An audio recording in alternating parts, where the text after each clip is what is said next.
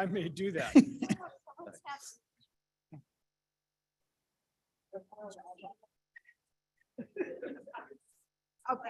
Absolutely.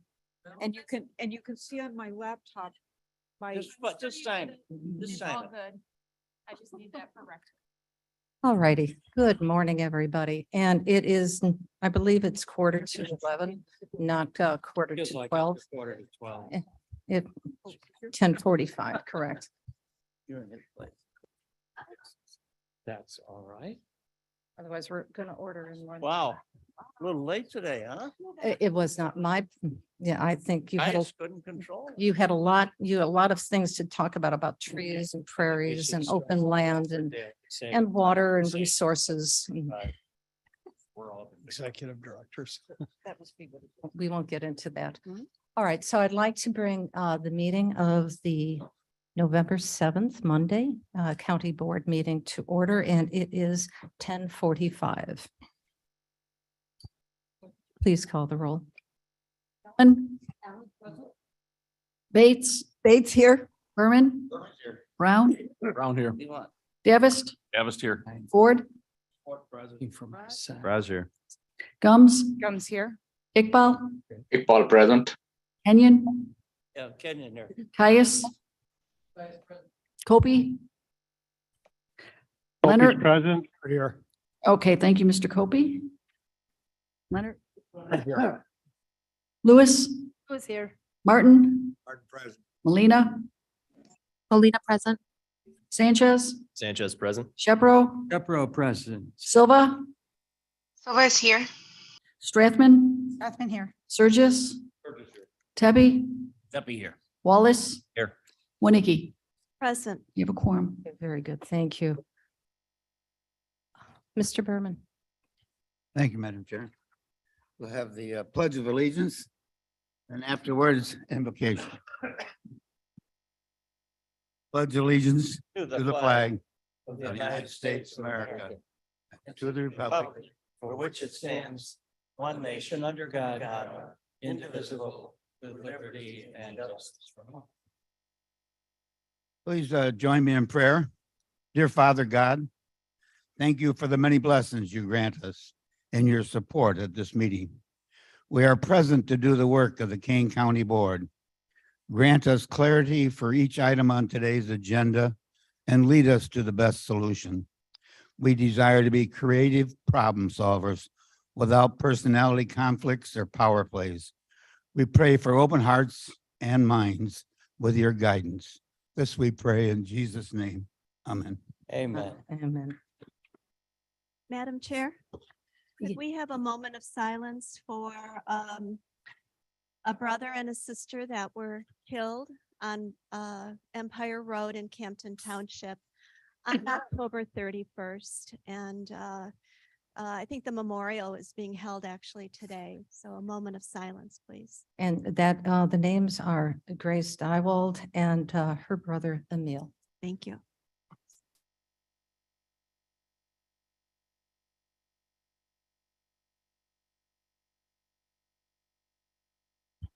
And maybe a prayers for the family and for their friends.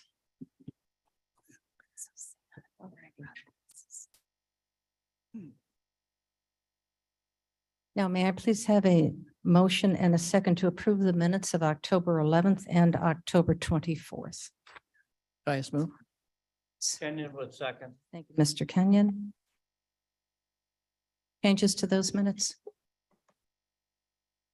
Seeing none, clerk, could you please call the roll? Allen.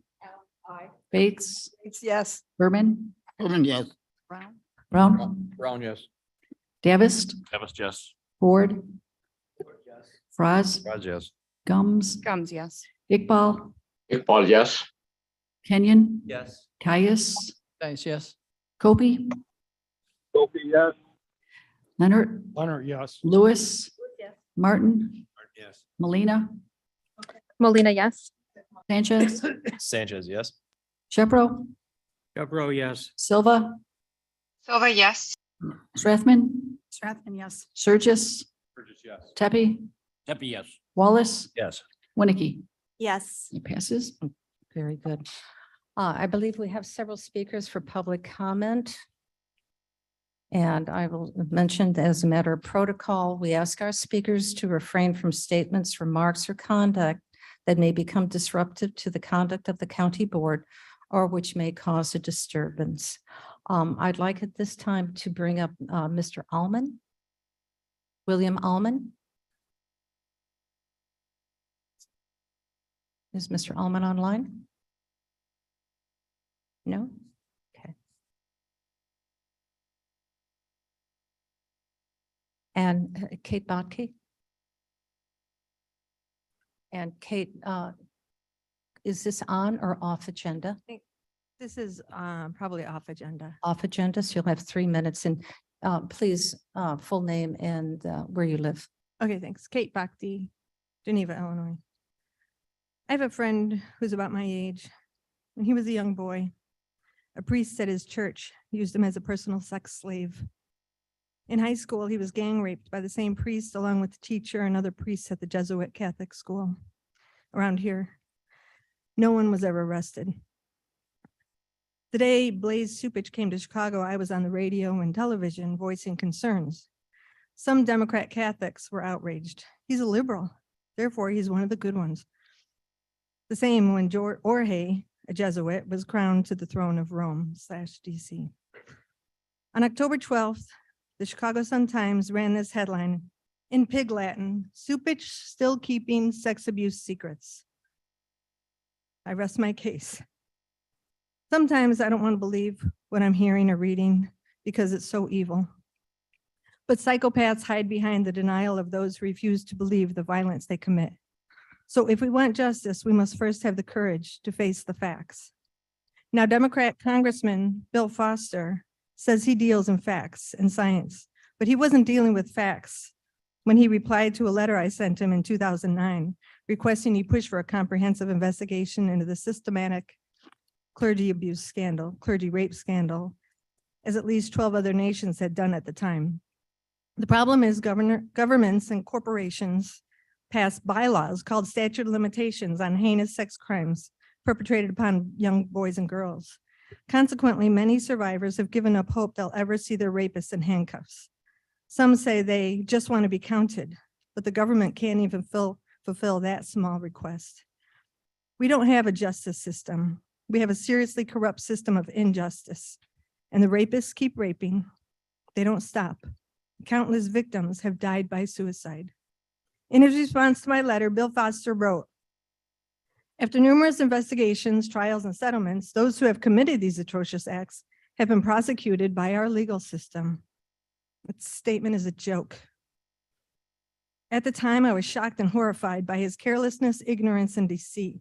Where'd he get his facts, his data? Just go on to bishopaccountability.org and see how few pedophile priests were arrested, not to mention those complicit in their crimes.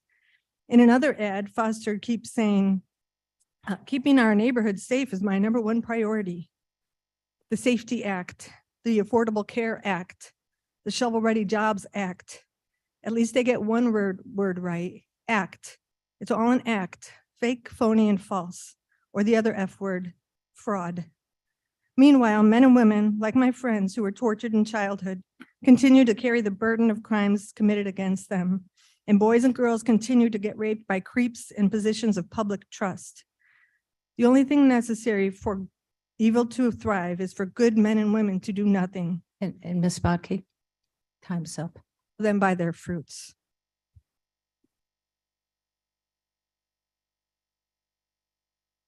Okay, there is no other public comment that I'm aware of. So I'd like to take the liberty of, oh, I did not see that. Let me. Want it?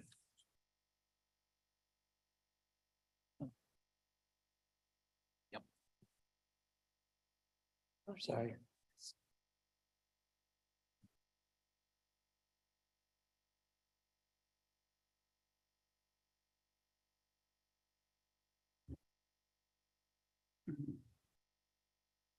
All right, we do have one more speaker. That's Mr. Bob McQuillan. Is this on or off topic? It is on topic. On topic, you have 5 minutes, sir, and you know to introduce your name and the city where or township where you live. Sure.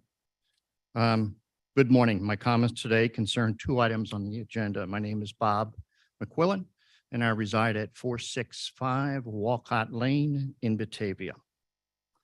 The first is resolution number 22439, and I'll read the resolution. Authorizing the creation of the position of Executive Director of Information Technology and Building Management, and appointment of Roger Fonstock and related fiscal year 2023 budget adjustment resolution. And the ordinance is 22440, and that's amending section 2-48 of the Kane County Code. Okay, the part that's being amended of the section 248 is found on page 464 and 465 of your packet, and it discusses standing committees. Standing committee. Generally, the standing committee of the Kane County Board, each to consist of 7 members unless otherwise provided, shall be as followed. The first is administration, and I'm just going to read some excerpts from there. The committee shall have jurisdiction over the Department of Information Technologies and Building Management, purchasing, microfilm, general services administration, and data processing, including the approval and oversight of the revenue expense budgets, capital programs, capital projects, and purchase of contractual services, commodities and county vehicles, and the purchase of supplies and equipment for each of the said offices. The information technology and building departments shall make a monthly report to the administration committee. And number 2, under the executive committee, again, it's an excerpt. The appointment of all executive directors is to be initiated by the Kane County Board Chairman with input for advisory and transparency purposes from the Director of Human Resources Management and the Chairman of the Standing Committee, which the Executive Director reports for oversight. These advisors will be charged with reviewing and amending as needed the job description, salary range as it fits with the current budget, and the initial review of applicants. The finalists selected by the chairman will then be reviewed by an interview group consisting of the chairman of the standing committee, an ad hoc member of the county board chosen by the board chairman to be preferably another member of the standing committee, the county board chairman, the director of human resource management, and either the board vice chairman or chairman of the finance committee. The final selection for appointment by the board chairman with consensus advice from the interview group will be sent to the full board.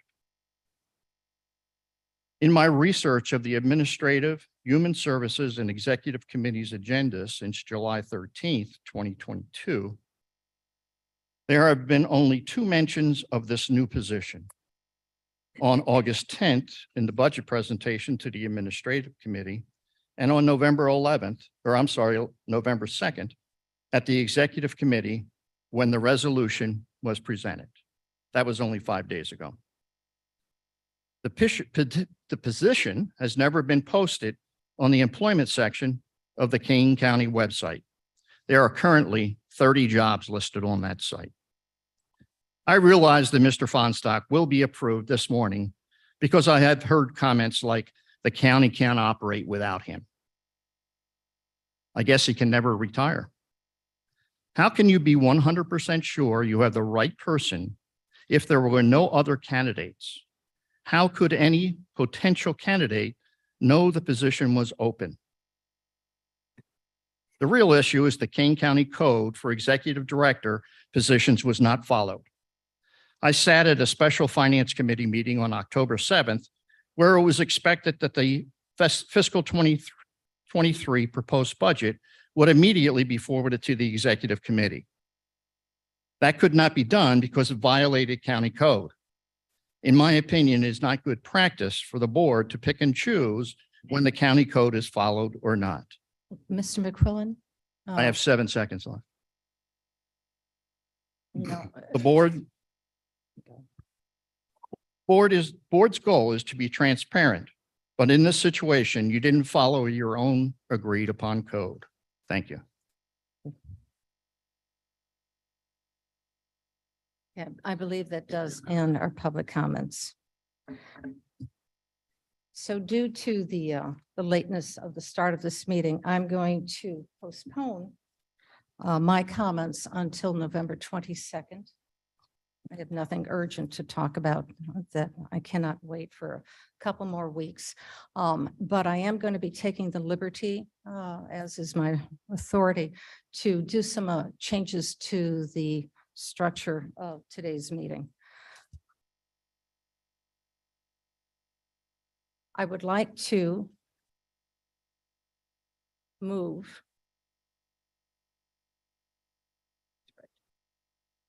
two 414 to item D.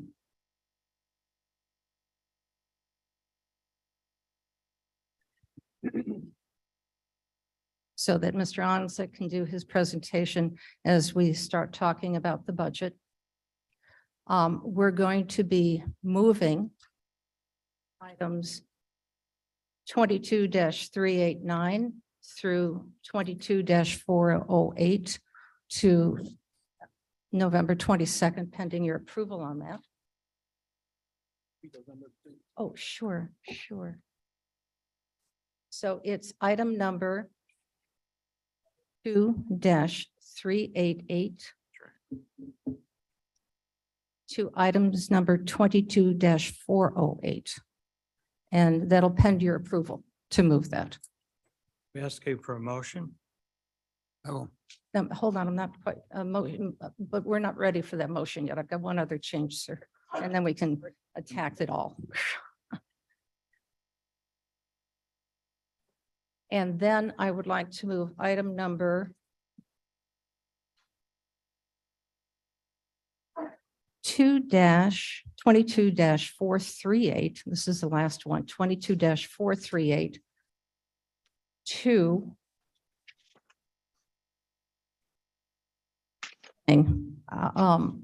just because of time. We have a gentleman who's here ready to present after we talk about the budget. So we're going to move that after 22, after we amend or ask for a motion to do 22-408 to move it. Then we're going to be moving the conversation about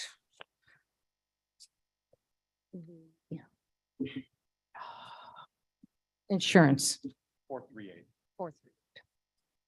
on today's agenda. So a lot of several last minute changes that are coming through. All right, so do I have your consent? I'm going to move forward with all of this. Yes, please. I think it'll expedite it. Madam Chair, We're all good? All right, there ought to be a motion to do that. okay. Do we have to? Raz moves. Thank you. Sherman second. Thank you. All in, Madam Chair, can we have the detail again? The first opening was confusing. we're going to take and move item 22-414 at the top of line item D, budget ordinances and resolutions. Okay, Okay, got that? yeah. 388 on the same page, 388 to 408 will be moved separately to special board meeting November 22nd. That has to be a separate vote.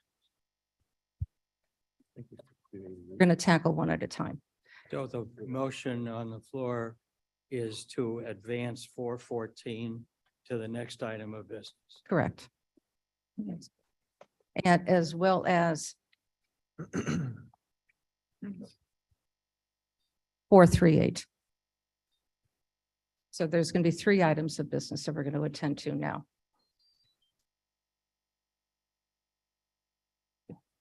Three items in one motion or No, one 3 motion? separate motions. Three separate 3 motions. separate So motions. I would call the question on the motion on the floor.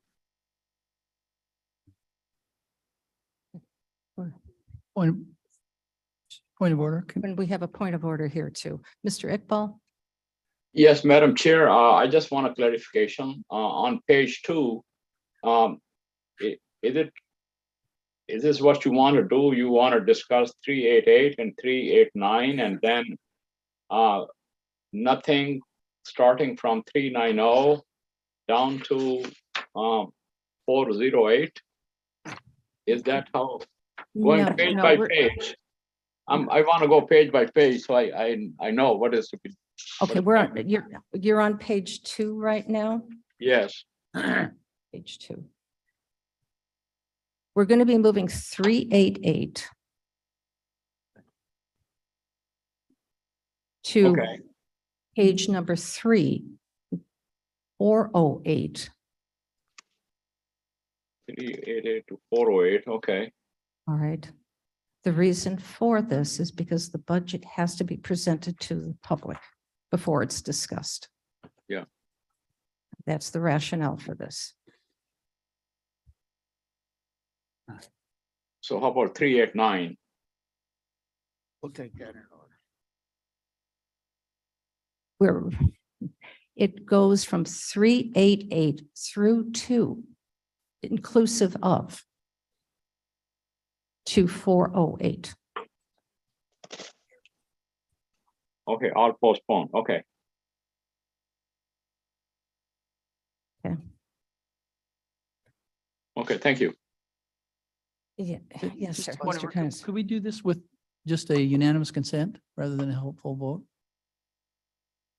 Would it be shorter? No, we have to, for the budget, moving the budget, that should be done separately. But But I think we can handle it one at a time for clarity, so we can get going if that's fine. So Would it make more sense, Shepro, to move the items 388 through 408 to the 22nd before we do any other business, since we're not going to do that? except we have to have the presentation of the budget. 414 has got to be presented first, and then we can do the rest. Let's take care of that one first. Didn't we call the question? Um, All right, I tried. May I have a motion and a second to move item number 22414 to item number D? You had a motion and a Okay, second. second, all right, well, yes. Roll call.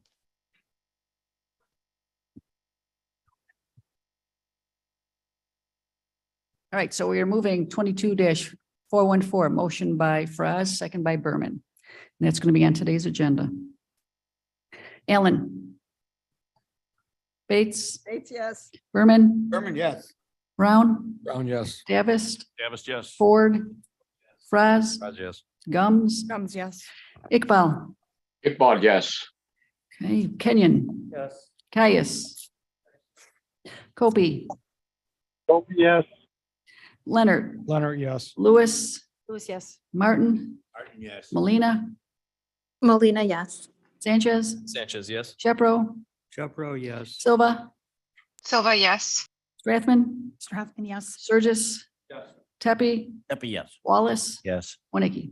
Yes. Passes unanimously. All right, very good.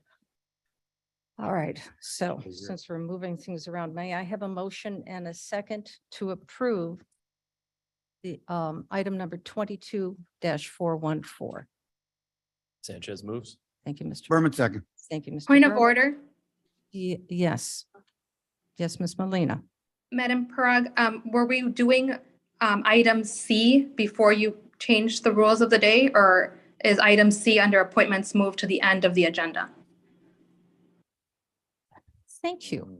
I've been so engaged with item number D of moving everything around that certainly I will postpone that motion at this point, and let's move to our appointments. Thank you for that. And Ms. Molina, do you want to lead us in that? Yes, thank you. I'm just excited to request to reappoint Michael Fagel to the KingCom and the ETS board. I make a motion and request a second. Leonard seconds.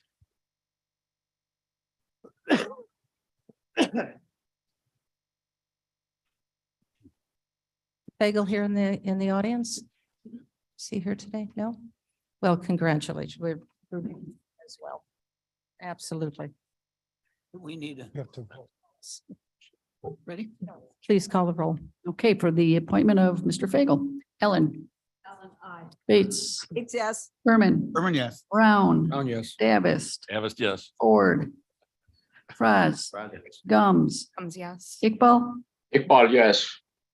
Kenyon, Yes. Caius, Yes. Opie, Copy, yes. Leonard, Leonard, yes. Lewis, Lewis, yes. Martin, Yes. Molina, Molina, yes. Sanchez, Sanchez, yes. Shepro, Shepro, yes. Silva, Silva, yes. Strathman, Strathman, yes. Surges, Yes. Tepe, Pepe, yes. Wallace, Yes. Winnicki. Yes. That passes. Oh, and thank you again, Ms. Molina. All right, now, may I have a motion and a second to approve item number 22-414? Are we into the consent? We already have that. No, we No. advanced 414 wherever it was to now. To move it. So Now now, we made a motion to approve it already. No, there. no, we have not. There was just to move it, just to relocate it, sir. So moved. I'm sorry, but we made Oh. the motion to approve. No. Okay, Are we all focused now? Okay, we're all good, right? Okay, so Mr. Wallace made the Wallace. motion and Deb Allen. seconded. Okay, Let very me good. get that. Mr. Onsick, This is only a motion to place it on public display. correct.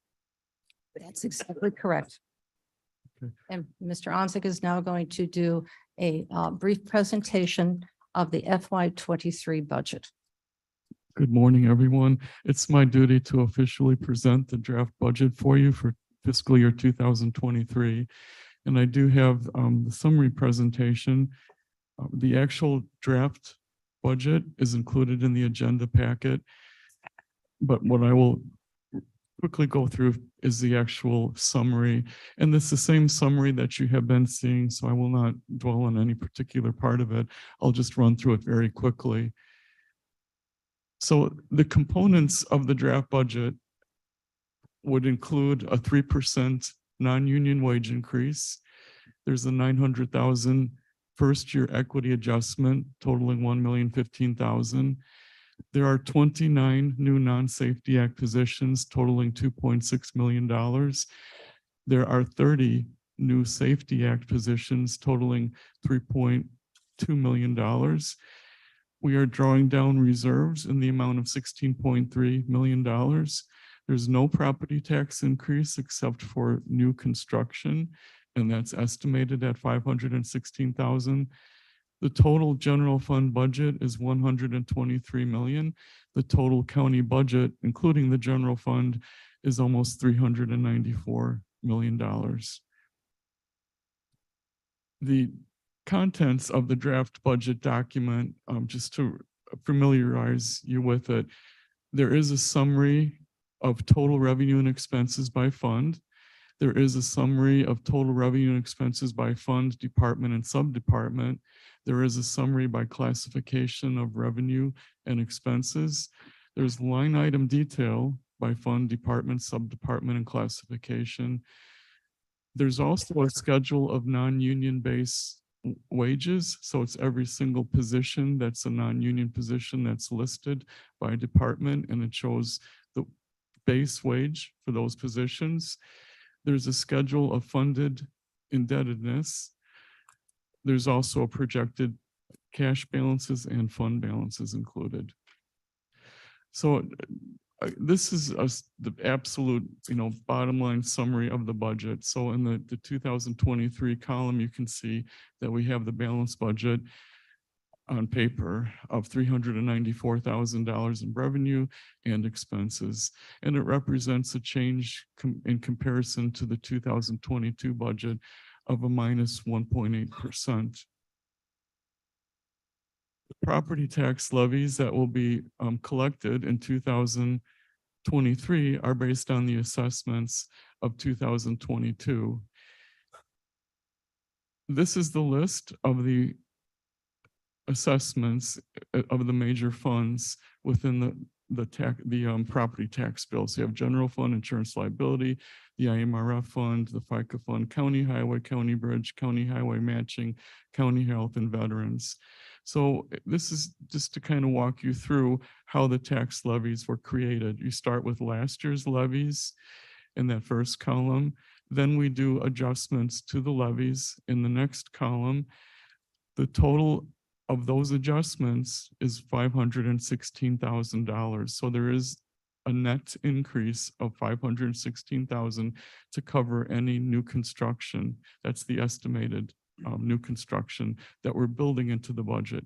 So that gives you the base of what the property tax levies will be for 2023.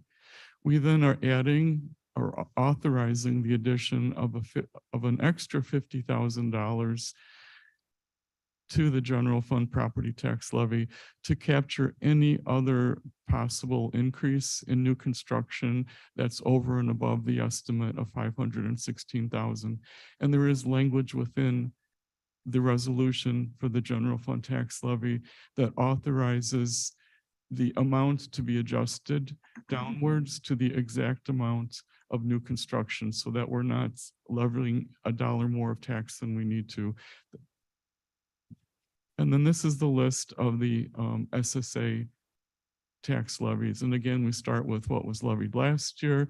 We have some adjustments for this year, and that leads you with the final amounts to be levied.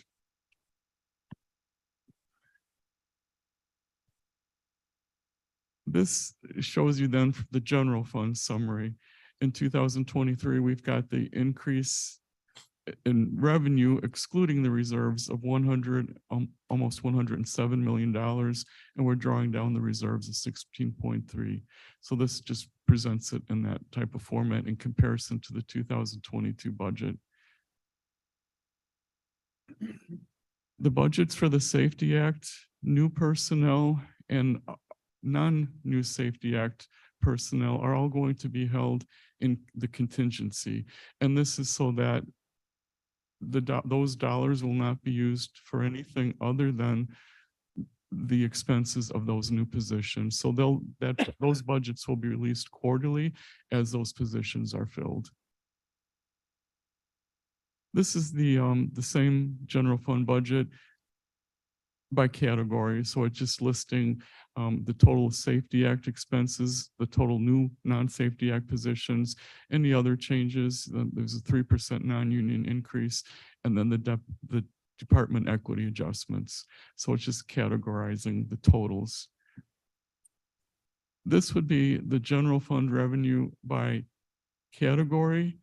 And so it's the same presentation, just giving you the individual department revenues broken out into those categories by column. These are the expenditures broken out by department into those categories by column, and the continuation of those expenditures.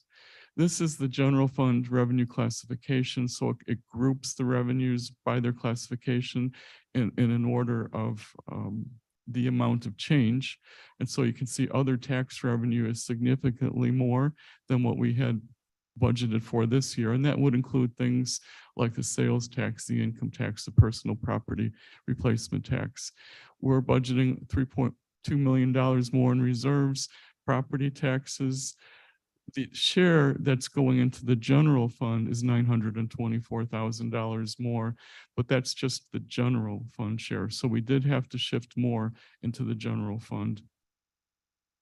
And then the rest, I think, are self-explanatory: grants, interest, license permits, other fines, reimbursements. Okay. Expense classifications, I think this is self-explanatory: of salaries, contractual services, commodities, benefits, services, the transfers, capital, and then contingency. You can see contingency is actually about $10,000 less than what we budgeted in the amended budget for last year. This is the same presentation again by department. by revenue. And so it's just a basic comparison of the budget for 2023 to the 2022 by department, and it's in descending order of change. And you can see the use of reserves again is $3.2 million more. And then this is this presentation of the expenditures by department in descending order of change. So you can see that the largest amount of change, because they have the largest budget, is the sheriff. And then we also have the new Safety Act persons, the non-Safety Act persons. I've broken those out on separate lines for you. And then we have building management, circuit clerk, state's attorney, and on down the line to where we get to where the actual contingency, total contingency, is less than what we had budgeted last year. And this is a presentation showing the revenues net expenditure. So in other words, we take the total amount of revenue that's brought in by the sheriff's department and we subtract the expenditures. So their net difference between revenues and expenditures, if you look in the 2023 column, is $36 million. So in other words, they have $36 million more of expenses than they actually brought in of revenue. And that's what this presentation gives you, department by department, all the way down to the end. This is a list of the actual Safety Act positions that were already added in fiscal year 22, but of course they're carried forward in fiscal year 23. We have the Safety Act positions that are added in fiscal year 23. It's broken out by department and by position. And then we have the non-Safety Act positions that were added by department, by position. These are the debt service schedules. It's basically an explanation of what we have. So we have 5 bond issues that were outstanding. That second one, the 2003 bond issue, was paid off this year, but we're required to show this year and next year. So that's why the series 2013 bonds are still listed. So basically, if you exclude that second line, what we're left with is the December 2010 bond issue. Those are the recovery zone bonds, and those proceeds were loaned out to municipalities for their qualified projects. The third one down then is the bonds, the toll revenue bonds that were issued for the Long Meadow Parkway. Then we have the 2020 bonds were issued for the multi-use facility, and the 2021 bonds were the bonds that were refunded the 2013 bonds. And this is the same list again. This is just explaining what the source of funding is for each of those.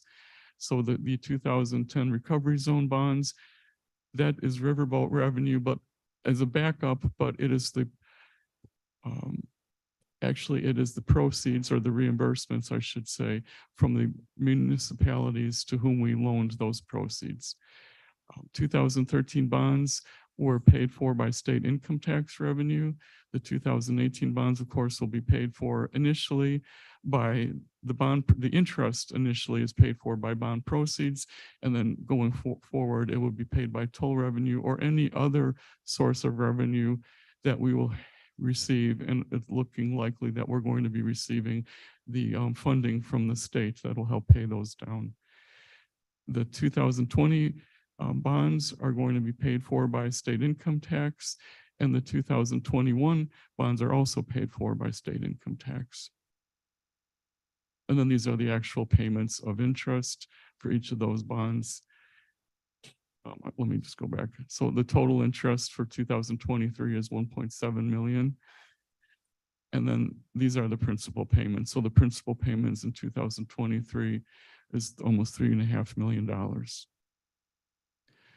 And then we have the cash balances. So we're starting with what the cash balances were as of the audited financial statements at the beginning of this year. We then have the change in cash balances as we move through the year to get to the projected cash balances for the start of the new budget year. And then we have what we're projecting to be spent during the new budget year to end up with the final cash balances.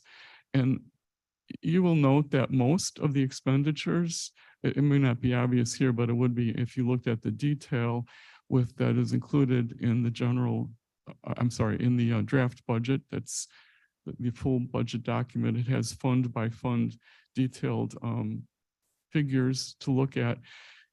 That if you look at that KDOT line about 2/3 of the way down, that's 60 million of the 123. And that is predominantly, of course, the road construction projects. And they work with a 5-year plan.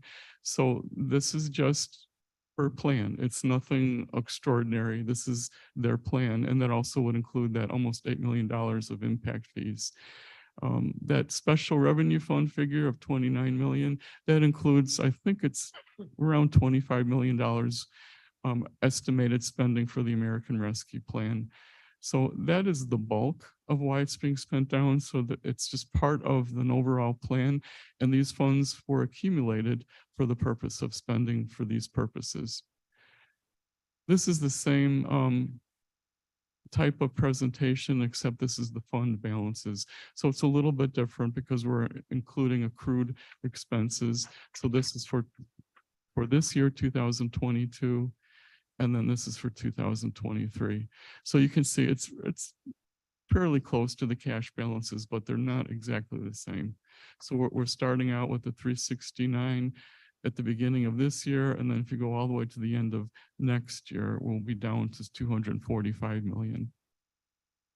And that concludes the summary presentation. I'd be happy to answer any questions. Are there any questions on this? Oh, yes, Mr. Copey. Thank you, Madam Chair. Hello.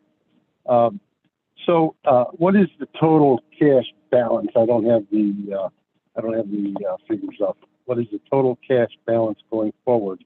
And does it include the current balance of the ARP and the COVID relief funds or not? Yes, it does include all the funds of the county. And so the balance to start the year with would be 379 million. And the balance that we'd be ending the budget year with is 255 million. So we'll be spending down almost 124 million.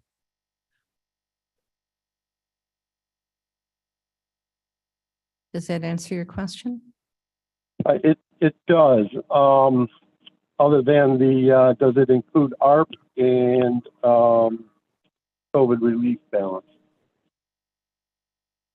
Well, okay, the ARP fund would be included on that special revenue fund line. It's about 1/3 of the way down. So that 29 million that's being spent down, that's inclusive of the ARP fund. I believe it's about 25 million or 23 million of the ARP funds are budgeted to be spent down. So that's included in that line. The COVID reimbursement fund that we have, that's considered a reserve. And so that would be in that second line that's highlighted in yellow. And the COVID payroll reimbursement reserve, we're going to start out with 28 or almost 29 million for next year, and it'll be down to 12.8 million because we're spending almost $16.2 million of that specific fund. Thank you. Madam Chair, I would like to make a comment. Yes, Mr. Copey. Thank you, ma'am. At the last executive meeting, there was some controversy and contention about an article in regards to the treasurer gaining more interest on money. Now, I brought this up at the last budget session last year, and I was concerned about the balance forward and what the interest was. And the explanation I got was, we never know when we're going to have a catastrophic failure, so we can't tie up the money. And 300 million is a lot of money to not have tied up. And furthermore, if there is a catastrophic failure, you just assume a small penalty on the withdrawal, if that's the case. But I know that interest rates have increased 300% or so in the past year, and I think that the point that whoever it was, the gentleman that wrote the article, I didn't read the article. I just I was engaged in the executive committee meeting. But what was appalling was that one of my colleagues had made a comment at the end that, oh, we just can't conjure up an interest rate to assume that we're going to, when the real truth of the matter is it's the treasurer's decision to whether they're going to make a investment at higher interest rates. So it isn't about conjuring. It's about the fact that the treasurer has not invested the money in higher interest rates. So I would really like to consider that in the next few years, if we could, please. 300 million on 3% is a lot of money. We're talking millions and millions of dollars left on the table. We will wait until after the election cycle to readdress that issue. But we do have to wait until the new treasurer is seated and we can make sure that our investments are structurally sound, liquid as they need to be, as well as safely invested for the short and long term. Madam Chair, Yes. Tepe here. Mr. Copey, I think if you'll go back and listen to the recording, you'll note that the current treasurer said that any new money he's reinvesting or any money that is up and being reinvested is being reinvested at approximately a 4% interest rate. So he is already taking advantage of all of the new interest rates that are becoming available now. That's excellent. Thank you. And thank you for the question, Mr. Copey. Mr. Iqbal, your hand has been up. Is that from before? Yes. Thank you, madam. I have two questions for Mr. Onsek. Number one, on slide number 9, I believe, you mentioned the T Safety Act, and it was a narrative about the contingency funding. Hold on just a second. Let's pull up the slide, please. There we go. Okay, no. Yeah, that's the one exactly, I think. That the budget will be held in contingency for the new personnel pertaining to Safety Act. This is excellent. I think is would we do it for all the new personnel, whether Safety Act or no Safety Act? Yes, actually, maybe it's not clear from the heading, but it is for both for new Safety Act personnel and also new non-Safety Act personnel. So both of those budgets are going to be held in contingency. So this is a new thing that you are introducing this year. Well, we started doing it last year, actually, and it worked fairly well. I mean, there were no issues that I'm aware of. So my concern was that the director would keep the money if he doesn't hire and distribute it at his own disposal. And that's a practice that we would like to stop. If the personnel are not hired, the money should come back to you, to the treasury. And this is, I guess, maybe part of the benefit of this plan is to keep it in contingency until the positions are actually hired. And that way you can be assured that the budget would only be used for those expenses. yeah, only given what you need, Yeah, not number what two. you want. Number two, the second item, I think it pertains to, Madam Chair, it pertains to, and slide number, I think 23 or so. I don't exactly have the slide number, but it pertains to the sheriff's budget. Very first line. Oh, that's probably, Where there was a difference of $4 million Right there, one. yes. And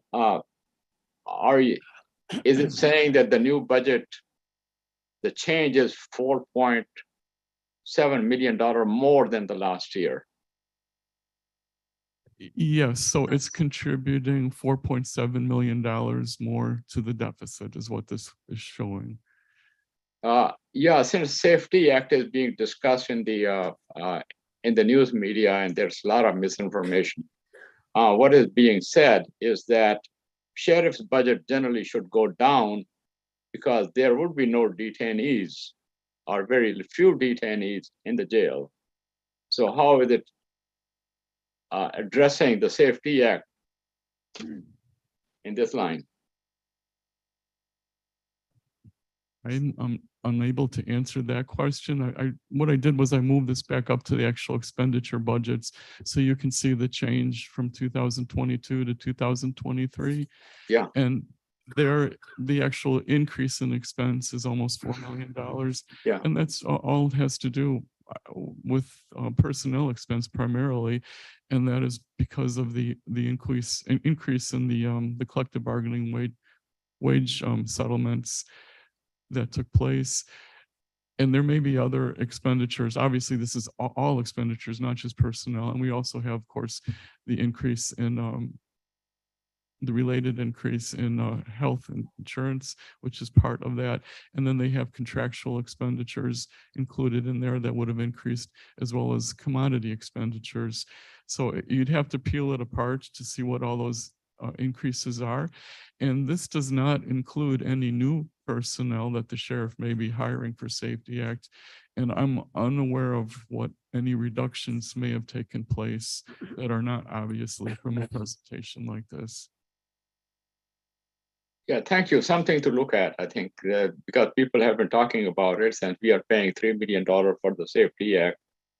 And folks are concerned about having few detainees. So it should cut down. Thank you. Are there any other questions?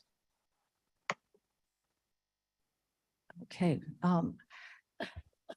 As we are about ready to move this forward, I'd like to remind you, and I'll remind you with some consistency, both current and then new board, is that we are going to have to go through the proposals for the 24 budget starting in January of next year, so that we carefully look through and see how we're going to be making, and I'm just using this as a target number, not a defined number, but as a target number, approximately across the county, $8 million worth of budget adjustments. So as Mr. Iqbal was just saying, alluding to, how are we, the sheriff, what percentage of those, that 8 million would his department have? All the elected officials. I'll be bringing down charts next on the 22nd to show you where those general funds are being expended, as well as our own governmental services. And our governmental services should not take the brunt of this. It should be a shared research. So anybody who is interested in defining needs and really do a deep dive and make recommendations, both for efficiencies, which will reduce costs if we can't find efficiencies, or actual different ways of doing things. Next year, we have got to do it. And our focus at every meeting will be on that, without question. Ready to go by May. So everyone will have a large task ahead of them, and all hands are going to have to be there with just clear eyes and strong collaboration on all ends. Okay, with nothing else, no other questions. Clerk, could you please call the roll? Okay, just for clarification, this is approval of 22-414 with Wallace moving and Deb Allen seconding that motion. Roll call, Allen. Aye. Bates. Bates, aye. Berman. Yes. Brown. Yes. Davis. Davis, yes. Ford. Fraz. Yes. Gums. Gums, yes. Iqbal. Iqbal, yes. Kenyon, Yes. Caius, Caius, yes. Copy, Hope no. Leonard, Leonard, yes. Lewis, Lewis, yes. Martin, Martin, yes. Molina, Molina, yes. Sanchez. Sanchez, yes. Shepro, Pro, no. Silva. Silva, yes. Okay, Stratman, Strathman, yes. Surges, Placed on display, yes. Tepe, Tepe, yes. Wallace. It's not here, and Winnicky. Yes. Okay, that passes. What the hell are we gonna do? Very good. So the budget will be placed on display as per county code for 15 days, and we will return on the 22nd of November to approve the budget. So now may I please have a motion and a second to move items number 22 dash 388 through 22 dash 408. Shepro moved. Madam Chair, Hold on a second, please. Let Mr. Thank you. Finance. my motion is to postpone discussion and action on ordinance resolution 22-388 through 22-408 to a special county board meeting of November 22nd, 2022. Thank you. second that, Leonard. Thank you, Mr. Leonard. Mr. Shepherd, did you have a comment to make? Are there any questions on this? Seeing none, clerk, please call the roll. Allen, Bates, Bates, yes. Berman, Berman, yes. Brown, Yes. Davis, Davis, yes. Ford, Fraz, Raz, yes. Gums, Gums, yes. Iqbal, Iqbal, yes. Kenyon, Yes. Caius, Caius, yes. Hopi, Hope yes. Leonard, Leonard, yes. Lewis, Lewis, yes. Martin, Martin, yes. Molina, Molina, yes. Sanchez, Sanchez, yes. Shepro, Shepro, yes. Silva, Silva, yes. Strathman, Strathman, yes. Surges, Burgess, yes. Tepe, Wallace, Winnicky. Yes. It passes. Very good. Now, may I please have a motion, a second to approve item number 22-409? Yes, Mr. Berman. Make a motion to approve item dash 22-409, authorizing the fiscal year budget adjustment and transfer from the tax sale and error fund to the general fund. Leonard seconds. Thank you, Mr. Leonard.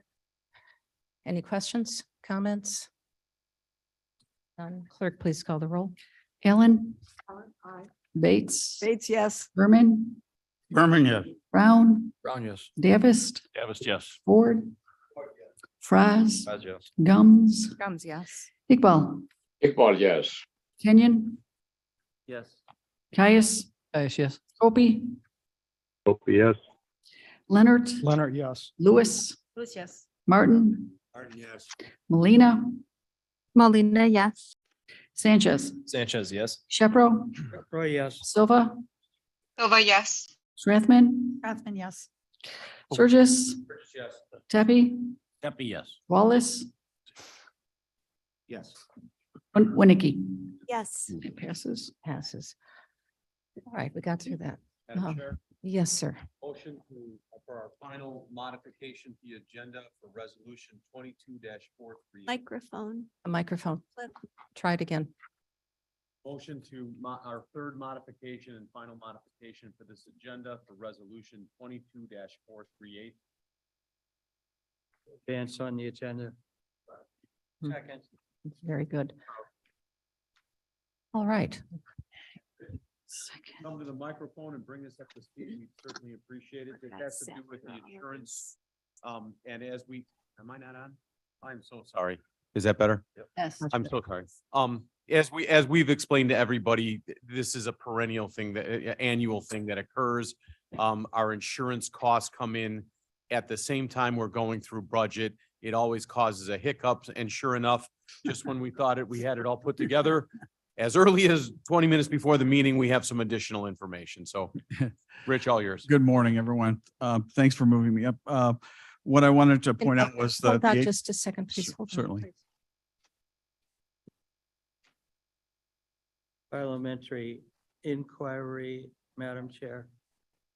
Oh, Madam okay, Chair, I, This is a motion to advance to the agenda. correct, we're just And doing that I right would now. ask if Mr. Sturgis would convert the motion to a, with the state's attorney's approval, to a unanimous consent to move, advance on the agenda. Thank you. And then a motion would be in order to approve 438. That's exactly what I meant. In that case, I will second that motion after. the Mr. unanimous Sturgis, thank you consent. for the brevity of your words. I think Mr. Surges should be required to repeat that. All right, well, do we have unanimous consent? We do. And now Do, there's a motion to approve correct, what's been advanced, So motion. seconded. okay. Now we're have In to call the discussion, roll. Rich. Okay. No. There we go. Again, the changes that happened since we spoke to the HSC committee last month is we were waiting for 4 of the excess liability proposals. They were delayed.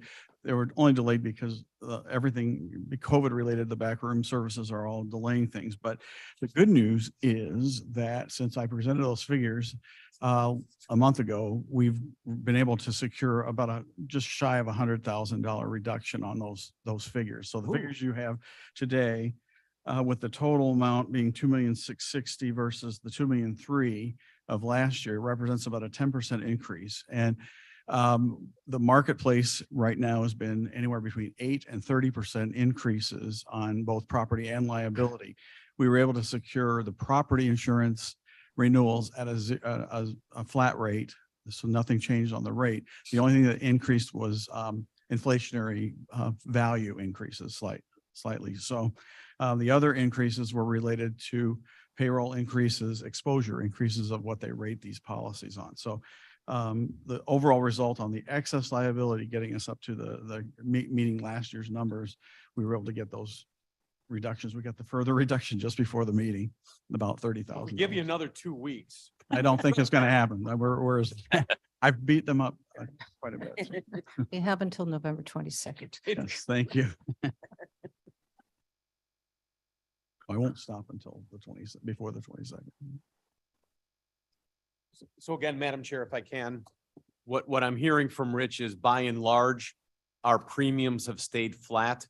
The increases that we're seeing is really because of our increases in payroll, as well as, this supply chain and the valuations, construction costs of buildings and structures. Rate remained flat. The actual cost if something was to burn down or hurricane, or a tornado blow down or something, it just costs more to rebuild that portion. So, Rich, You're correct. okay? Yep. So what we are approving is as amended appropriation amount is $2,660,181. Jamie, is that the latest 2660181? Perfect. Okay.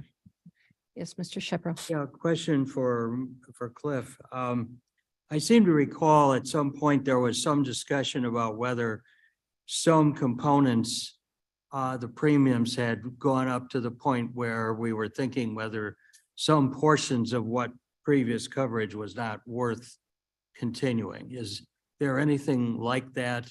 Rich, to put you on the spot, I believe the cyber insurance is just something where 3 years ago, I believe not just us, but in the industry, everybody was encouraged you had to have this.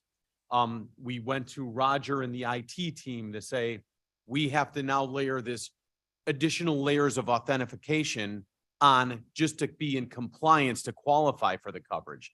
Now the coverage is sort of morphed to the point where there's nothing you can do to even meet the pre-qualifiers. And at the price point doesn't make sense. Rich, am I even remotely?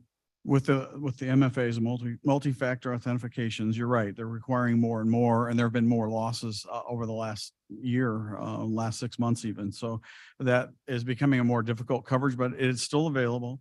Let's see where we're at. we're up, what, slightly between a little less than $10,000. So from last year. So What's the limit on that? it's $1 million. $1 million. $1 million. So Ken, I think you're accurate in your question. But it's been quite a bit of meandering in the industry, not specific to us. Right, that's what I. To get Yes, there. right. So I think that answers it. So, but apparently what Rich is saying is that we've gotten to the point where it is still worth doing. Correct. Yes, for the, I would recommend keeping the limit you've got or looking as, I continue to monitor the market to see if we can get higher limits. That would make more sense if we can get it, but at the cost that they're recommending right now and the restrictions that they would put on you to spend to put those additional securities in, you're doing a great job.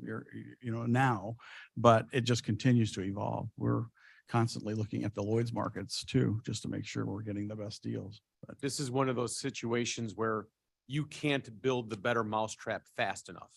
Yeah, the bad guys You react. guys are always Yeah, a you step got it. ahead. Exactly. Thank you. I That would does agree. answer I my would agree. question. Thank you for a lucid and a succinct explanation. Madam. Christmas boots.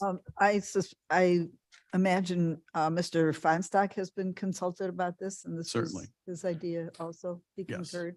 yes, Mhm. he's involved and his department every year have to update the application and provide all of the securities that they've built in place. So I think just on a very baseline on your personal and work computers, if there's a new patch, install it immediately. Do not wait.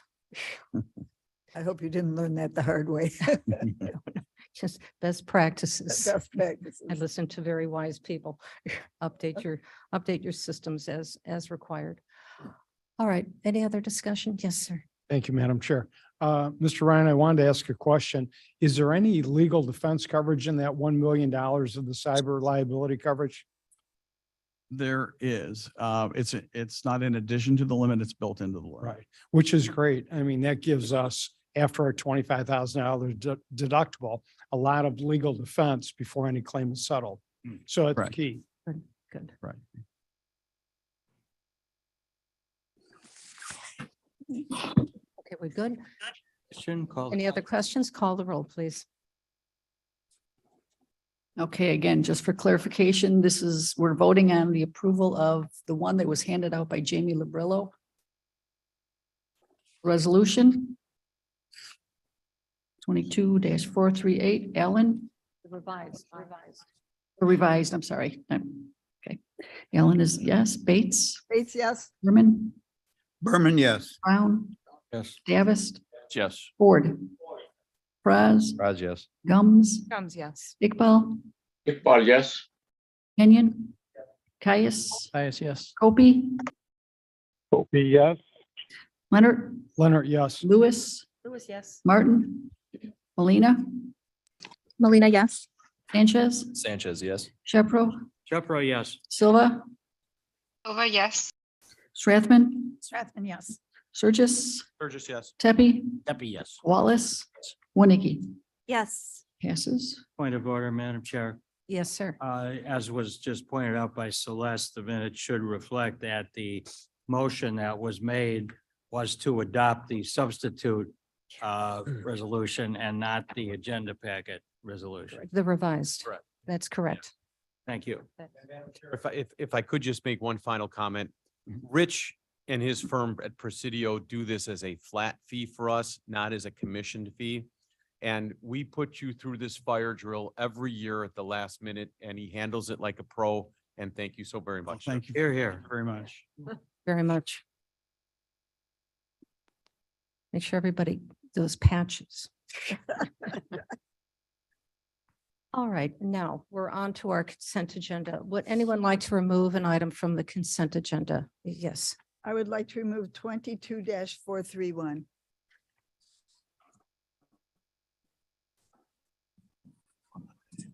Can you print that for me? Yeah. I just sent you something. Sorry. Oh, yes, sir. 2-411.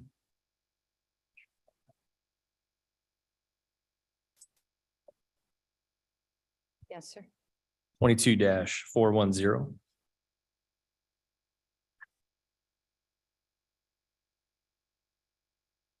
Anybody else? All right, may I then have a motion and a second to, Copy, please. yes, Mr. Copey. Thank you, ma'am. 22554. When is it? Or Repeat, please, Mr. Copey.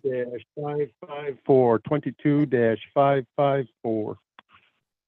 No, four. I'm sorry, wrong. I'm sorry. 22-439. Has it been it's removed? already off consent, is That is off, that is off consent. Okay, thank you. I was looking at the wrong number. Oh, that's fine. All right, may I have a motion and a second to approve items? Well, not to approve, to move items number 22-410 and then 22-411 and item number 22-431 to the consent agenda. Leonard moves. No, Thank you. wait, No, I'm confused. 439. Off. Off the consent. 431. Off the 431. consent. 431 comes off. Yeah. Copy, please. Oh, hold on, Mr. Copey, give me just a second here. Do we have a question on 431? I'm sorry, I thought you said put them on the consent. agenda. No, no, pull them off. That is what you Sorry. said, but you didn't mean it. Okay. Okay, we are communicating now. Fine. All The right, motion is to approve or to forward to the consent agenda all of the items under D with the exception of, I believe, 410 and 411. 431. 411. And 411. 411. Sorry, 4 and 411. 31. Thank you, ma'am. Move that, thank you. Leonard. Thank you, Mr. Leonard. And Second. 439, Copy. It's not in the. It's not on the Not on the consent. It's not on consent the consent agenda. agenda. Okay, hang on. Already off. All right, I'm sorry. all right, I we're gotta going to look it say it up. one more time loud and clear. May I have a motion and a second Bates moves. to approve all the items except numbers 22-410, 22-411, and item 22-431. Bates moves. Leonard moves or seconds. Okay. Bates moves, Leonard seconds. Clerk, please call the roll. Ellen, Aye. Bates, Yes. Berman, Berman, yes. Brown, Brown, yes. Davis, Davis, yes. Ford, Fraz, As yes. Gums, Comes, yes. Iqbal, Iqbal, yes. Kenyon, Yes. Caius, Yes. Copey, Copy, yes. Sorry for the confusion. Leonard, Leonard, yes. Lewis, Lewis, yes. Martin, Yes. Molina, Molina, yes. Sanchez, Sanchez, yes. Shepro, Jepro, yes. Silva, Silva, yes. Strathman, Strathman, yes. Surges, Tepe, Happy, yes. Wallace, Yes. Winnicky. It passes. Okay, now, ready for the consent agenda? Here we go. Okay, may I have a motion and a second to discuss and potentially approve item number 22-410? Sanchez moves, Surgeon seconds. Thank you, Mr. Surges. Thank you, Madam Chair. I'm really excited to bring this resolution to the board. I wanted to take it off consent agenda just to speak a few words about it. This is about the grant request from CASA Kane County. It's an organization I had no idea of until I got on the county board. And once I found out what they were doing, I wanted to find some way to help them any way I could. Obviously, most of us, I think all of us know what they do, representing children in the court system that are going through abuse and neglect cases and situations, very horrible circumstances. And the CASA Kane County volunteers do an amazing job really representing those children in the court system and making sure that they get the best outcomes for their situation and get them out of a bad situation into a good one. So that is what we have before us. It's been a long time coming. I think this request was given to the American Rescue Plan Committee over a year ago. So we've been pretty busy during that time, obviously. I just wanted to thank a few people for helping to get this resolution to this point. Mr. Tepe, he originally put the bug in CASA's ear that we were putting some grants together and they should consider applying. Mr. Sturgis, whose wife Audrey is actually a CASA volunteer, and he allowed his experience with that to be a source of questions and answers for county board members who wanted to know more about this organization. Chief Judge Clint Hall works with a lot of different organizations and can't advocate for any one of them more than the others, and made that very clear to me. But anytime I needed information from the chief judge, he was more than happy to give it. And it's because of our conversations that we realize that CASA Kane County saves the county estimated $7 to $8 million per year, which we didn't know that before. I'd like to also thank the current director of CASA Kane County, Jim DeChala. He's new in the job, but he's been very helpful and gracious anytime we've needed information. Amy Deschler, who is here in the audience with us today, their grant manager. And I know she put a lot of work into this and helping us get to this point. And I see also Nydia Molina, who is one of their GAL attorneys, is present, and then the rest of their team. I just want to thank them. And last but not least, Gloria Kelly, the former director of CASA Kane County. I worked with Gloria the most on this, and it was because of her insistence that they deserved a chance at some of the ARPA money that I kept going at it and asking questions of you all and going back to her, getting the answers back and forth for months. And so I want to thank Gloria for her tireless efforts in getting us to this point. I know she's moved on from the organization to do other great things, but she's really happy to see this happening here today. And with that, I will leave it to any other discussion and vote. Are there any other questions or discussion on this? Madam Chair Gums. Yes, sir. I would just like Sorry. to, thank you, Gums here. I would just like to reiterate, this program is amazing and something that people are not familiar with. If they're not familiar with it, I encourage you to investigate it. The welfare of our children includes that mental health aspect. And I applaud everybody who does that. So thank you very much. Anybody else? No? With that, clerk, please call the roll. Good job. Ellen, Ellen, aye. Bates, Bates, yes. Berman, Berman, yes. Brown, Brown, yes. Davis, Davis, yes. Ford, Fries, Raj, yes. Gums, Gums, yes. Iqbal, Iqbal, yes. Kenyon, Yes. Caius, Yes. Copey, Opie, yes. Leonard, Leonard, yes. Lewis, Yes. Martin, Yes. Molina, Molina, yes. Sanchez, Sanchez, yes. Shepro, Pepper, yes. Silva, Silva, yes. Strathman, Strathman, yes. Sturgis, Sturgis, yes.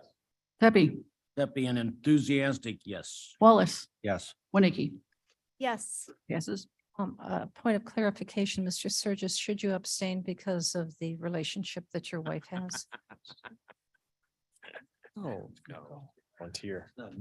I changed to abstain. Thank you. Oh, she's a volunteer. Volunteer, non-paid. Volunteer, non-paid. I think you But- need a We understand your interest and support of this organization. Thank you.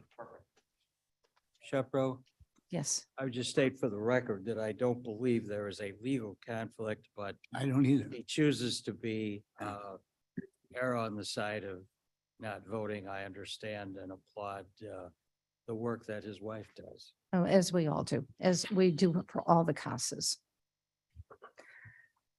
All right. Passes. One more from the American Rescue Plan Committee, resolution 22-411. I'll move it and ask for a second Raj, second. Berman, and turn it over to Mr. Tepe, who pulled this off consent. But you don't have any comments on it? Not a comment. Okay. It's a standard invoice for our consultant firm, Ernst & Young. And with that, Are there any questions on this? None. Clerk, please call the roll. Allen, Bates, Yes. Berman, Berman, yes. Brown, Brown, yes. Davis, Davis, yes. Ford, Fries, Raj, yes. Gums, Gums, yes. Iqbal, Iqbal, yes. Kenyon, Yes. Caius, Yes. Opie, Opie, yes. Leonard, Leonard, yes. Lewis, Lewis, yes. Martin, Martin, yes. Molina, Molina, yes. Sanchez, Sanchez, yes. Shepro, Shepro, yes. Silva. Silva is a yes. Thank you. Silva, yes. Strathman, Yes. Sturgis, Tepe, That be present. present. Wallace Yes. and Winnicky. Yes. That passes. We're on to our next item, item number 22-431. May I have a motion and a second? Molina will move. Thank Jones you. will second. Yes, Ms. Molina? Do you want to lead a conversation on this? Who pulled this? Ms. did. Bates? I wanted to bring this to the board's attention because there have been several studies that have shown that school resource officers increase disciplinary outcomes, including suspensions and expulsions, as well as arrests.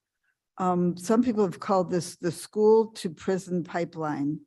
There are disparities. Studies have shown that there are disparities in arrests at schools based on student race. Plus, the expense of these officers to the school district could possibly pay for 1 or 2 new teachers or other school improvements. When we look at the chart behind Madam Chair, we can see that our schools' expenses are very high. This could be an opportunity to reduce these expenses. My ask is that we delay this decision, possibly tabling, until we can determine that this will improve the quality of education at this school district. I move we table this topic. Strathman seconds. Oh, we have a motion to table this to, After we can find out if it will improve the quality of education at this so school. this is indefinite? Point of Myrna? information. Hold on just a second. Ms. Bates has got some words in her mouth.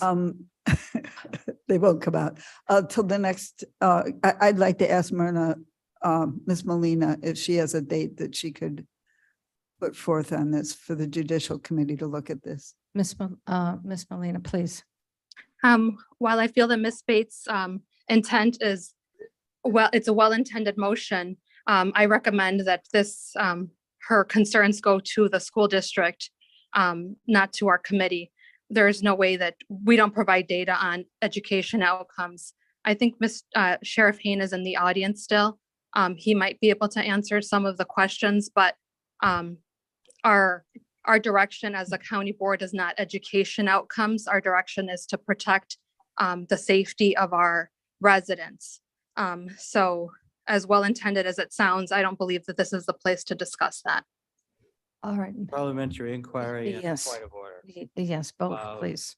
Is this a motion to table or is it a motion to postpone to a date certain? Because if it is a motion to table, while I share Ms. Molina's comments, it's not a debatable motion. Mhm. Is I would like to postpone this to our next meeting. of the board? Yes. Okay. So that is a debatable motion. It And is a debatable, but I need to know, we have another, are you talking about? Our next the regular second? meeting. regular meeting. Meeting, very good. No, November 22nd is a special meeting. This could be at our next. So this would be regular to meeting. December 13th. Yes. Postpone the case, discussion I to would December 13th. Look forward to the sheriff's comments. Is there Please. There was a second on this by Ms. Strathman. Hold. If we can have, can you wait, please? He'll probably answer all. Okay. Yeah, so this is an extension of an agreement that's been in place for 22 years. Our school resource Can you officers, speak closer to the mic? is that better? Oh, much better. Thank Our you. school resource officers are highly trained and certified professionals in school resourcing. So these are actual sheriff's deputies typically later in their career. And their entire position with our high schools is to be placed there to build bonds with the staff and the students and to actually mitigate issues before they occur. And of course, help them with their security concerns as well. And they build very strong bonds with the children. And I would love at the next board meeting, if it does get tabled that long, to bring up several of my sheriff's deputies who are inspired to go into law enforcement because of their school resource officers. And we could probably march quite a few school resource officers up here to give you anecdotal stories of their relationships with the schools. So we can't paint with that broad brush here in Kane County.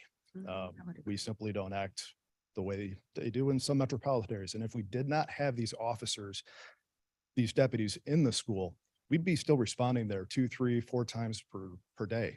And now that we have the officer in there, again, they have all the relationships, they can do all the mitigation, and we're actually saving our school districts. If you remember, prior to 4 years ago, we charged them full price for the deputy in the school.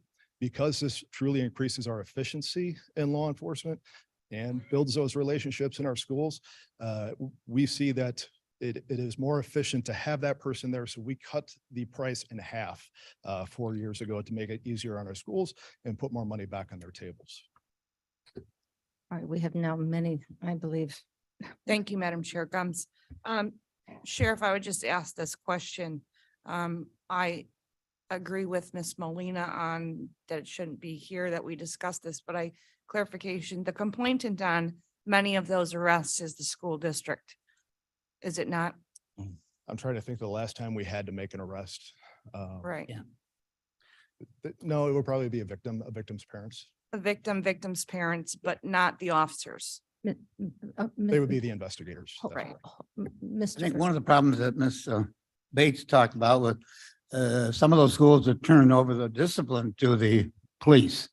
And therefore the police are finding cases to fine the individual through the police office.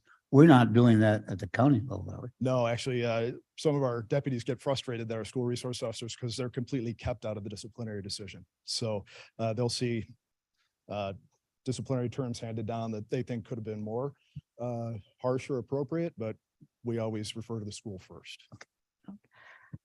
Yes, sir. Yeah, I would strongly oppose this. When you're in Aurora at either of the high schools down there might be a police officer driving by when there's a call. When you're talking about Central and Kaneland schools, they are way out in the middle of a cornfield, miles from the nearest police officer, unless he just happens to be there.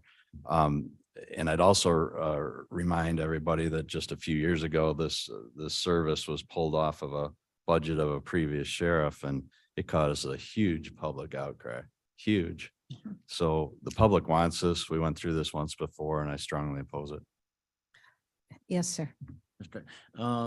Sheriff Hayne, my understanding is that this agreement is done with the full knowledge and cooperation and request of the school board and the administration of this school district? Yes, that's who our agreement is with. Thank you. That's correct. Yes, sir. Sheriff, this is a renewal or extension of I think you said 20-year agreement. That's correct. So again, I understand Ms. Bates' point, but I think to try to look at our specific situation and base it on general studies from other states where the facts are different, I think would be a mistake. So I also will vote no on this motion. Okay. Are we ready to call the question? And this is to postpone it until the next board meeting, which is on December Madam Chair, 13th. Madam Yes. Chair, I had my hand up if I could have a moment as well. let her go ahead first. Oh, please. Yes, absolutely, Ms. Molina. I would urge my county board members not to table this motion. I think it sends a bad message. Our SROs are highly trained and competent, and I believe the work they do is valued in the school district. So I request that we carry on this motion and vote on it today. Thank you. Yes, Mr. Ford, you had another comment Yes, before we thank take you. the vote. Thank you, Madam Chair. I did have some concerns about this, but though I do feel better about it. But what I'd like to see, because of such a positiveness out of it, is I still would like to see the presentations on it, so we can educate the public about what's being done and how our sheriff is handling this. Very good. That recommendation will go back to judicial public safety. All right, let's take the vote, and this is to postpone it to December 13th. Okay. Ellen? Bates? Bates, yes. Berman? Berman, no. Brown? Brown, no. Davis? Davis, no. Ford? Fraz? Fresno. Gums? Gums, no. Iqbal? Iqbal, no. Kenyon? Oh. Caius? Caius, no. Opie? Mr. Opie, yes. Opie? Okay. Leonard? Leonard, no. Lewis? Lewis, no. Martin? Martin, no. Molina? Molina, no. Sanchez? Sanchez, no. Shepro, Shepro, no. Silva, Silva, no. Strathman, Strathman and educated, now educated, no. okay, Surges, No. Tepe, Happy no. Wallace, No. and Winnicke. No. Okay, fails. So will not be postponed. Okay, we are back to the original motion and Call the I question. will, but I'd like to make a comment on this. I served on the St. Charles School Board for 8 years and we all had children who went through the schools here in Kane County. And I have to say that our support of having officers in the school was welcomed. They had a great relationship with the students. And going now into current times, because that was past times, going down to current times in this environment that sometimes we face with danger in our schools, potential threats that may happen in our schools. Having a security officer there who's trained, who knows how to address these issues, I think is critical for our public safety and for the welfare of our students. And I think it would be nothing but improving education because they are in a secure, safe environment to learn. With that, are there any other comments? No, I would just like to move the resolution 22-431. I think We already it's did. We already been- did. Oh, it's already moved. We already did. Call the question. Call the roll, please. Guess it was. Ellen. Okay, Bates, to approve, yes. Okay, Bates, Abstain. okay, Berman, Berman, yes. Brown, Brown, yes. Davis, Davis, yes. Ford, Ford, yes. Fraz, Braz, yes. Gums, Gums, yes. Iqbal, Iqbal, yes. Kenyon, Yes. Caius, Yes. Kopi, Hope yes. Leonard, Leonard, yes. Lewis, Lewis, yes. Martin, Martin, yes. Molina, Molina, yes. Sanchez, Sanchez, yes. Shepro, Shepro, yes. Silva, Silva, yes. Strathman, Strathman, yes. Surges, Burgess, yes. Tepe, Tepe, yes. Wallace, Yes. Winnicke. Yes. Okay. Madam Chair. Passes. Yes, Thank you for the discussion, everybody. It Okay. was a good discussion. good. I have a question for the state's attorney. Yes, Yes, is this not within the sheriff's authority to provide a resource officer without board approval? It is well within his authority to do so. I think this is obviously because there's an agreement between ourselves and the school district. Thank you. Welcome. all right. May I have a motion and a second to approve item number 22-437? Davis moves. Thank you. Berman, second. Thank you. All right, is there any discussion on this? Yes, mate. What kind of a delay are we talking about? Is it 6 6 months or a months. year? 6 months, okay. Any other questions, or thoughts? Hearing none. Clerk, please call the roll. Allen, Alan, aye. Bates, Bates, aye. Berman, Berman, yes. Brown, Brown, yes. Davis, Davis, yes. Ford, Fraz, Yes. Gums, Gums, yes. Iqbal. Mr. Iqbal, Iqbal, yes. thank you. Kenyon, Yes. Caius, Caius, yes. Kopi, Hope yes. Leonard, Leonard, yes. Lewis, Lewis, yes. Martin, Martin, yes. Molina, Molina, yes. Sanchez, Sanchez, yes. Shepro, Shepro, yes. Silva, Silva, yes.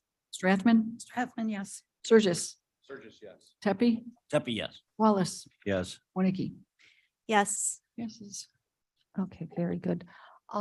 Now, Ms. Neerman, I may need some assistance with this because this next two are going to be slightly complicated and I want to make sure that we have the correct wording. I'd like to have a motion and a second to approve items number 22-439 and items number 22-440. But I'd also like to have a motion to move both of those items to the November 22nd special board meeting. Is that accurate, Ms. Neerman? Hope moves. Hold on, Mr. Kobe.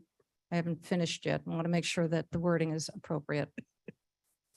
I believe you want some sort of discussion on these just to introduce them. And then because section 2-52 of the Kane County Code requires that any amendments made to Division 2 or the division regarding rules of procedure, rules of order, I'm sorry, of the Kane County Code be introduced on one day and voted on a second day, the ordinance amendment would need to be set over. We also recommend that resolution 22-439 also be set over because it is involving the new position that has not currently been created and therefore cannot be posted or anything of that nature. Okay, very good. So everyone, thank you. So I will amend my statement. May I have a motion and a second to discuss item number 22-439? Caius move. Mr. Ford seconds. Okay, is there any discussion on this? Yes, sir. Yes, I would be interested in the state's attorney's comments on the Use your question. microphone, Ken. Sorry, I would be interested in the state's attorney's comments on the questions that were raised by our speaker at the outset of the meeting with respect to the applicability of the interview and selection and posting questions.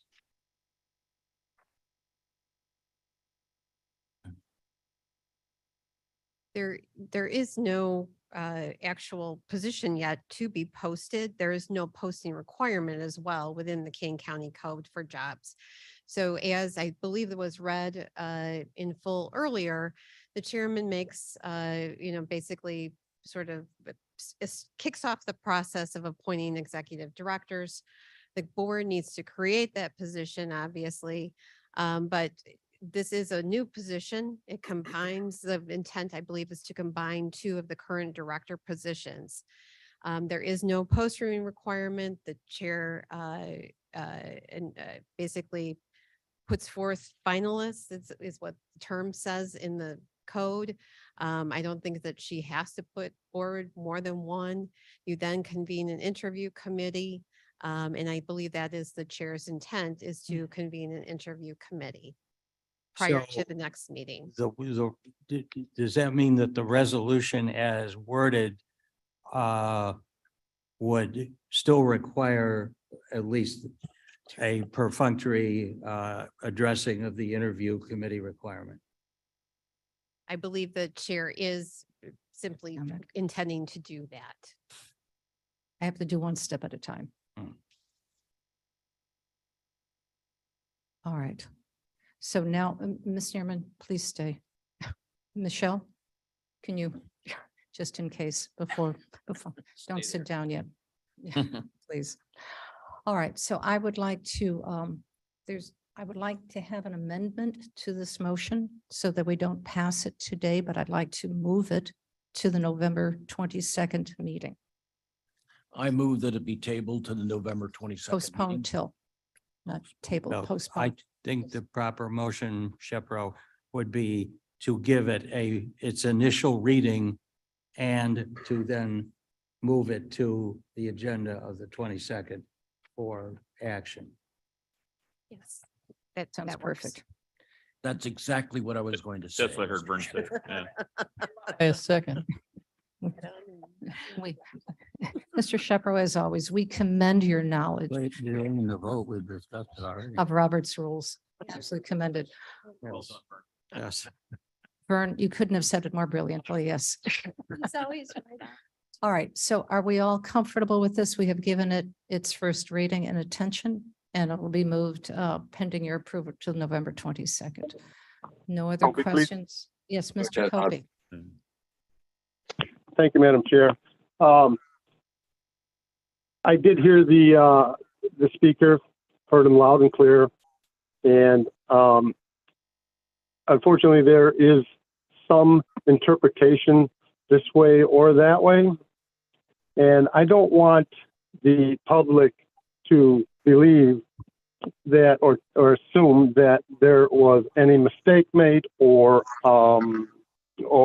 any nefarious activity taking place. And the fact of the matter is, is that the chairman is given a wide latitude and on these types of subjects, and also an autonomy to a greater respect. And I just want you to know, ma'am, that I don't hold you in. I don't hold you in any harm. So, and I hope that the public can agree with that. That it's just a matter of some housekeeping, and I appreciate your effort. Thank you. Thank you for those words. And I hope everyone realizes that I may make recommendation, but the board approves. Right. So it is a board of 24 who approves in any appointment that comes through for, especially for department head. But we are creating a new position. Mr. Iqbal, your hand is up. Yes, madam, thank you. Thank you. Let me first lower the hand, and I have to, first of all, I thank the public, the comment from the public. I had the similar reaction when I read this, and we have to go back into the history of what has happened before. We had a building management director who was let go, to speak mildly, and we don't discuss the separation agreement. And the one of the reason was bad hiring. He had no credentials. I can say that. He was not engineer. Number two, when this thing was discussed, that we have to look for another candidate, another person who will take that position, the criteria was being drawn by Mr. Funstock himself. And my question at that time was, that's not a good criteria what he was drawing. The requirement for this positions were drawn as a high school person with 2 years of community college to be a director and draw 6-figure salary. And that's really the recipe for disaster. I don't believe anyone who does not have a architectural license or an engineering license and experience in construction management should be given that position, regardless of who he is. The second question comes up, if a director is so underworked that he can take another position, then he is getting overpaid for a part-time job. So why should we pay somebody doing the 8-hour work on 2 tables, on 2 desks rather than 1, and get 50,000 more? So that's unjustified. So we have to look at it from that perspective, and we should go back and put the ad in the paper and draw candidates who are truly professional and take over this position. We have 1 million square feet of facilities, different kinds. Somebody who should know what a facility is. And I don't think anyone who does not have a license, does not have a 10 years of experience in this field is qualified. So I would totally reject this proposition. Thank you. Madam Chair. Thank you. Yes. Perhaps with the benefit of hindsight, we might have drawn the resolution differently, but I think the explanation from the state's attorney is that this is really a creation of a position. And you can't appoint someone to a position that hasn't been created. And it is, so if I have heard correctly, what has been said by our counsel is that this would create a position. The chair would then, if it is created, would have the authority to appoint, recommend, and convene the interview committee, if, as, and when that occurs.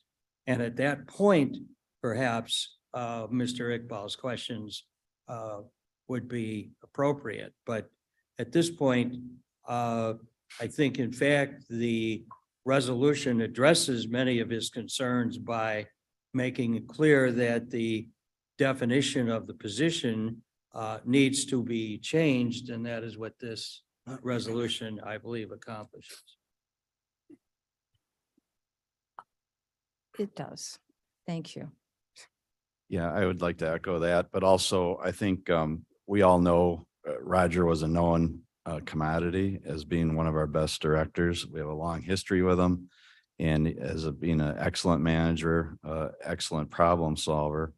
And he has actually, as a excellent director and problem solver, brought in several new people, middle management people for that department, which we lacked, that do have those credentials.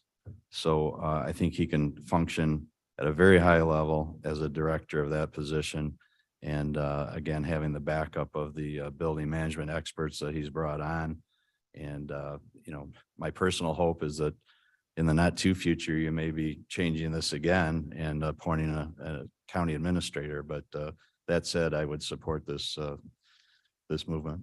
Oh, well, Mr. Fosway, I appreciate and echo your support of having a county administrator. This is not to recommend Roger Fonstock for this position, because the position does not yet exist. So until we approve the position and we can do a search, appropriate search for a candidate for this position, and internal candidates are always welcome to submit their applications for this. I think right now we don't want to get ahead of ourselves. So my understanding, Ms. Neerman, is that once again, we are going to move this item number 22-439 to the November 22nd board meeting for approval. Yes, ma'am. That was my understanding. Okay. Yes, sir. I'm confused by your last statement. Mr. Fonstock is specifically mentioned in this resolution. So we're creating Oh, yeah, it is. a false impression of what the procedure is going to be here. Probably move to delete that from We should delete that. That should be deleted. I would Thank you. move to amend the resolution to delete the reference to the appointment of a specific individual and leave the remaining language creating the new position. Wallace, second. Second. I Bates is second. Okay, so we have to take a vote on that. Clerk, please call the roll. I can remove. Thank you, Mr. Martin. Okay, this is to remove the name. Ellen, So we're moving a specific person, we're creating the position. Right. So it will read, whereas the position of executive director and building management is currently vacant, and whereas Alan, no. okay. No. Bates, Yes. Berman, Berman, yes. Brown, Brown, yes. Havist, Davis, yes. Ford, Fraz, Yes. Gums, Yes. Iqbal, Iqbal, yes. Kenyon, Yes. Caius, Yes. Opie, Yes. Leonard, Leonard, yes. Lewis, Lewis, yes. Martin, Yes. Molina, Molina, yes. Sanchez, Sanchez, yes. Shepro, Shepro, yes. Silva, Silva, yes. Strathman, Strathman, yes. Surgis, Tepe, Tepe, yes. Wallace, Yes. Winnicki. Present. Still passes. So he will be removed, that name. okay, so now, please, if there's no other questions, please call the roll on Original motion. moving this particular agenda item 22-439 to the November 22nd meeting Okay, Are we moving 440 also then? independently. Okay. so this is just 439 is amended, right? Okay, Ellen. Bates, Yes. Berman, Berman, yes. Brown, Yes. Davis, Yes. Ford, Fraz, Yes. Gums, Yes. Iqbal, Iqbal, yes. Kenyon, Yes. Caius, Yes. Opie, Yes. Leonard, Leonard, yes. Lewis, Lewis, yes. Martin, Molina, Molina, yes. Sanchez, Sanchez, yes. Shepro, Shepro, yes. Silva, Silva, yes. Strathman, Strathman, yes. Surges, Burgess, yes. Tepe, Tepe, yes. Wallace, Yes. Winnicke. Yes, yes. Unanimous. Very good. Okay, thank you. All right, now may I have a motion and a second? Yes, sir. Yeah, Madam Chair, I would move at this time that ordinance number 22-440 be read by title and postponed to and deferred for final action to the meeting on November the 22nd. Second. So any questions? This is a motion to defer the discussion of amending section 2-48 of the county code to November 22nd. There's no questions on this. Clerk, please call the roll. Ellen. Bates, Bates, yes. Berman, Mr. Berman? Berman, yes. Brown, Brown, yes. Davis, Davis, yes. Ford, Fraz, Yes. Gums, Comes, yes. Iqbal, Iqbal, yes. Kenyon, Yes. Caius, Nice, yes. Kobe, Yes. Leonard, Leonard, yes. Lewis, Lewis, yes. Martin, Martin, yes. Melina, Molina, yes. Sanchez, yes. Shepro, Shepro, yes. Silva, Silva, yes. Strathman.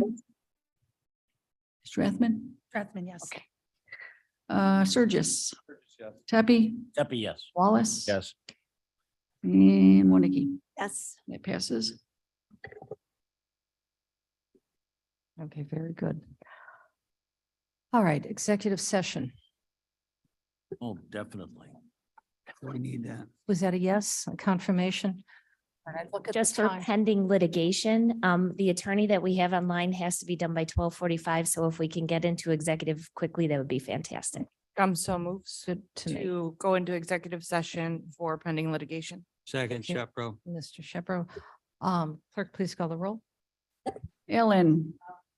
Bates, Bates, yes. Berman, Berman, yes. Brown, Yes. Davis, Davis, yes. Ford, Fraz, Gums, Comes, yes. Iqbal, Iqbal, yes. Kenyon, Yes. Caius, Nice, yes. Kobe, Kobe, yes.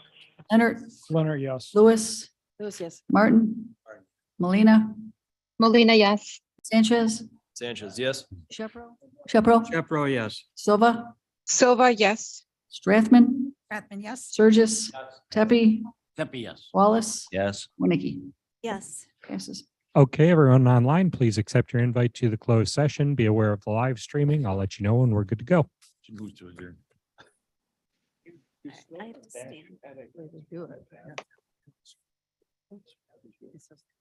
Go ahead. Knock it down. Feels so good when you stop. Yeah. Look at Gums. Going, of all the meetings. A lot of this stuff. 2022, closed session. Those in the room need to accept the invite as well, please. November. And is there anybody hearing my voice that feels they should be in the closed session? Your sweater. Warm. Too logical.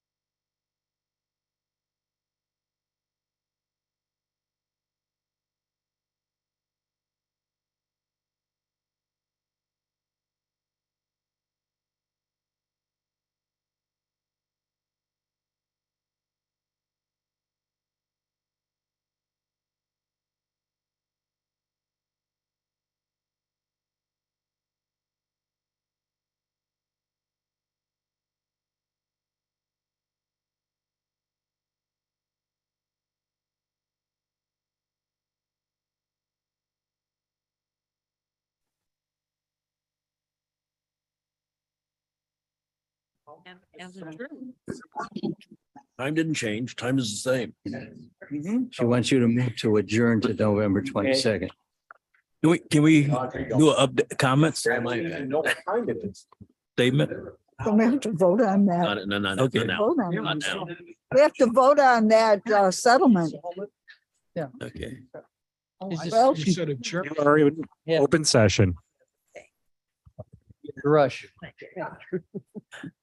Roll call. Don't have time, they don't have daylight savings. We are back in open session, please. Clerk, please call the roll. Yeah, they're. right. Okay, roll call. Allen, But not now. Bates, Here. Berman, Here. Brown, Down here. Davis, Just here. Ford, Board present. Raz, Yes. Gums, What time is it? Iqbal, Iqbal present. Kenyon, Caius, Guys present. Gopi. All Hope he's here. right, Leonard, Leonard here. Lewis, Here. Martin.